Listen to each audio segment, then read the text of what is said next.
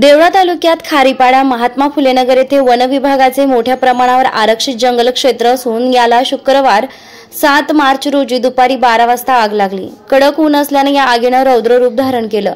वेळीच वनरक्षक यांनी वनपरिक्षेत्र अधिकारी संतोष जाधव यांना घटनेची माहिती दिल्यावर लागलीच घटनास्थळी वन विभागाचे कर्मचारी दाखल झाले।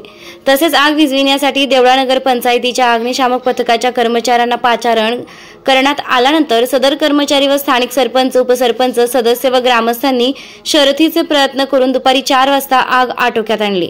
आगीचं कारण समजू शकलं नसून या घटनेत जंगल क्षेत्रावर मोठ्या प्रमाणावर असलेले वनरोपण गवत नष्ट झाल्याचं समजतंय।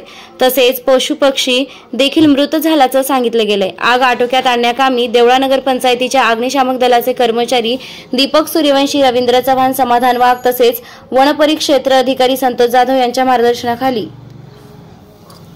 वनपाल देवीदास चौधरी, वनरक्षक भूपेंद्र राठोड, विजय पगार, नामदेव ठाकरे, वनसेवक ताराचंद देवरे, दादा खेरणार, ईश्वर ठाकरे व स्थानिक ग्रामस्थांनी परिश्रम घेतले। वृत्तसंकलन महादू मोरे, देवळा।